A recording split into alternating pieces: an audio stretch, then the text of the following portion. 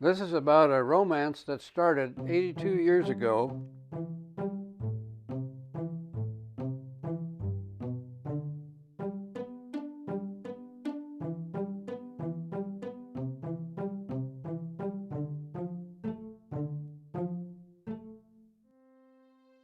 I had her for 70 years. Yeah, I thought she was the prettiest girl around. I could look out a basement window. I was in the basement, but I could look out the basement window and see when Ruth and her friend Una Johnson were walking to school. And I'd just sort of wander out the sidewalk about the time they got there and walk to school with them. And sometimes Ruth would be alone. That'd be even better. But anyway, I discovered later from her sister that that was only one of the ways that Ruth could go to school. She had another way that might have even been closer that she could have walked, but she often came by the house where I was staying. So I didn't know she was cooperating as much as she was.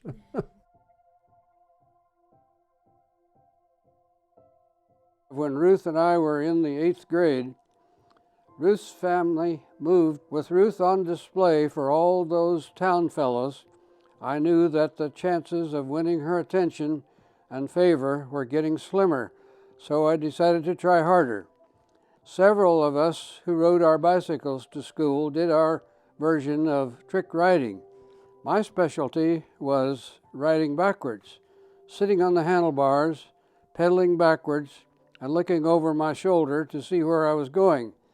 This took many hours of practice at home, but never got the attention from Ruth on the playground that I had hoped for.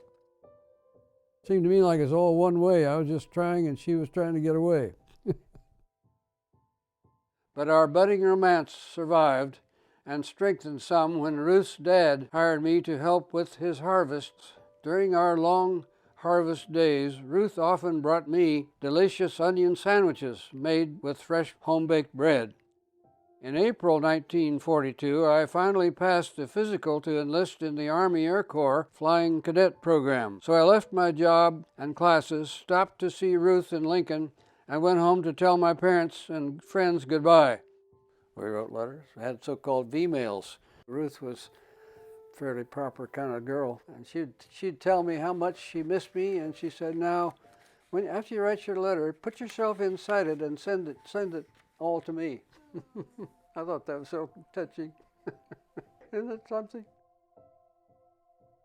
Well, when I was courting your grandma back in, that would have been about 1940, I had a Roadster, a Model B Ford. A rumble seat would pop up just about right for two people to sit in a cozy fashion in the rumble seat so that I could have your grandma up front with me and maybe a friend and his girlfriend in the back. So we drove from Montana to Miami. We stopped in the Yellowstone National Park to see the park and stopped to see home folks in Nebraska. Stopped to see my grandmother, who was still alive. Stopped to see my folks, her folks, and sort of dawdled along the way, 250 miles a day, and almost like a vacation until we got to Miami. Sometimes your grandma would drive, and she was a safe driver, but you know, that car was so smooth. First thing you know, I'd look over, she'd be going 80 miles an hour. I said, you know you're going 80 miles an hour? Oh, wow.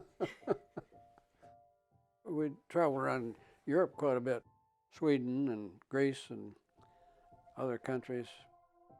Grandma and I swapped houses with a British couple, and then we took their car and we toured around England and stayed at bed and breakfast places. We enjoyed that. Sometimes when you think about these memories long ago, facts get confused with legend a little bit. If you ever have a conflict between fact and legend, go with legend. I didn't brag quite as much with her around.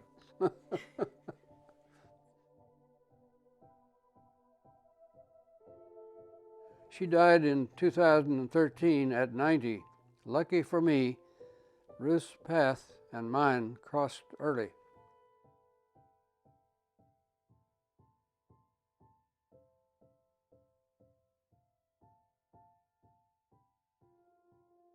Your grandma and I thought about moving here. several years back and had sort of decided to come, but we just didn't get around to do all the things we need to do. She left, it got so lonesome out there on the farm, and I knew I didn't want to stay out there forevermore, so I made a move to come in here.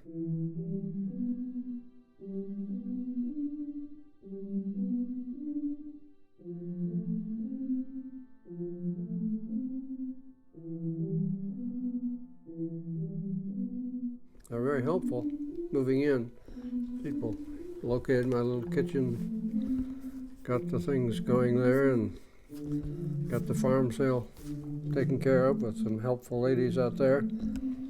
And so got here and I'm doing most of the things I thought I'd do. Singing, gardening, writing these stories. That was kind of fun. It's kind of time consuming, but it's sort of fun.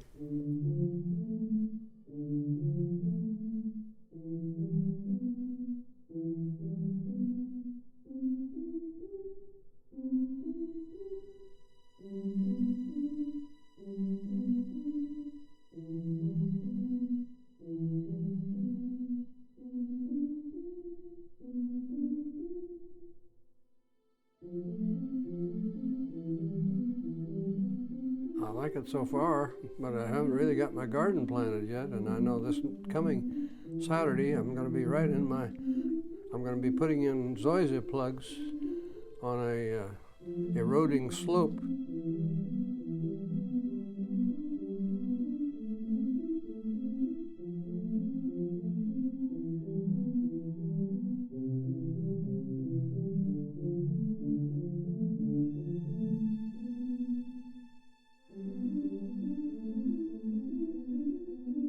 I'm happy to be here.